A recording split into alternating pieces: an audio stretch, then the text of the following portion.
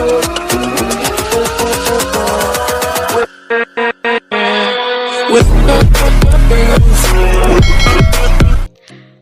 Friends, welcome back to Amlu 321 vlog. మీకు కనుక నా వీడియోస్ నచ్చినట్లయితే like, share, comment and subscribe to Amlu 321 vlog.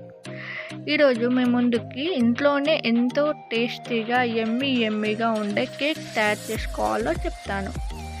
నేను చెప్తున్న ఈ మెజర్మెంట్ అంటే ఈ పద్ధతి, ఈ కొలత ప్రకారం చేసుకుంటే మీకు ఇంట్లో స్పాంజీ కేక్ బయట దొరికే టేస్ట్ అండ్ ఈజీగా చేసుకోవచ్చు. ఇంకెందుకు ఆలస్యం, కావాల్సిన పదార్థాలు ఎలా చేయాలో చూద్దామా? మరి వీడియోలోకి వెళ్ళిపోదాం. కావలసిన పదార్థాలు, వాటి యొక్క క్వాంటిటీ: చక్కెర 1/2 కప్, నూనె 1/4 కప్, బేకింగ్ పౌడర్ చిటికెడు, పెరుగు 1/2 కప్, వంట సోడా చిటికెడు, మైదా పిండి నిండు కప్ అంటే ఫుల్ కప్. ఇంకా వీడియోలోకి వెళ్ళిపోదాం. చూశారు కదా, నేను మెజర్మెంట్ చెప్పాను కదా, అవే చూపిస్తున్నాను ఒకసారి మళ్ళీ మీకు. ఈ క్వాంటిటీలోనే తీసుకోండి మీరు. ఇప్పుడు ఆయిల్ని ఫస్ట్ ఒక గిన్నెలో పోసేసి దాంట్లో షుగర్ని వేసుకోవాలి. అలా షుగర్ని మిక్సీలో కూడా మీరు పట్టి చేసుకోవచ్చు.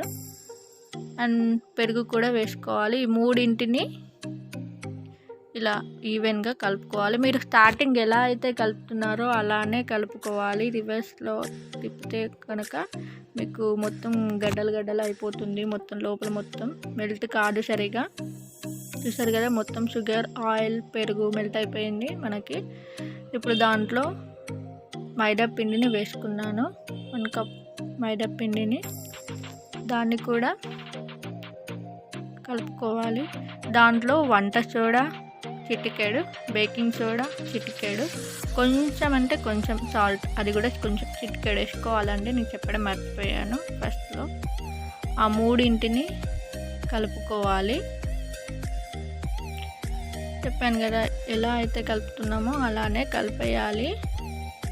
దాంట్లో కొంచెం లిక్విడ్ టైప్ కావాలి కాబట్టి మనకి కొంచెం పాలును వేసాను.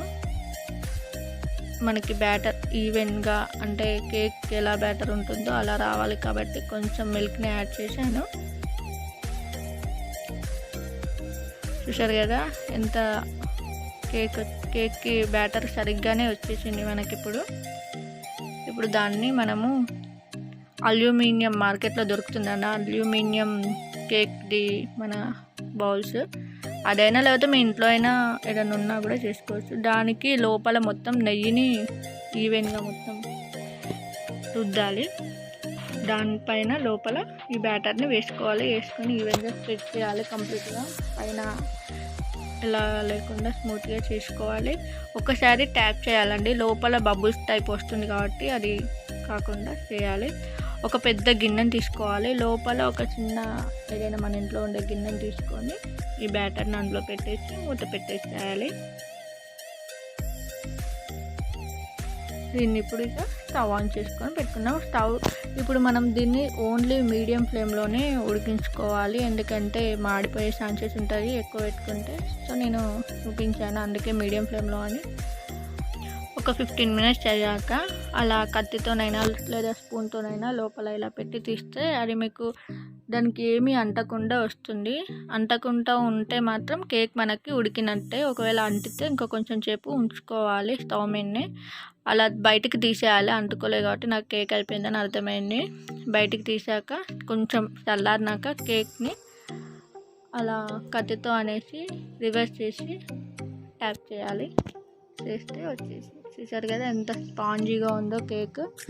మనం కరెక్ట్గా కొలతలతో తీసుకుంటే ఇలా స్పాంజీ కేక్ మనకి రెడీ అవుతుంది. ఇంకెందుకు ఆలస్యం, మీరు కూడా మీ ఇంట్లో చేసుకోండి. మైక్రోవేవ్ లేకుండా ఈజీ ప్రాసెస్లో చేసుకోవచ్చు. ఓకే ఫ్రెండ్స్, నా వీడియో కనుక మీకు నచ్చిందని అనుకుంటున్నాను. నచ్చితే కనుక like, share, comment and subscribe to Amlu 321 vlog. Bye friends.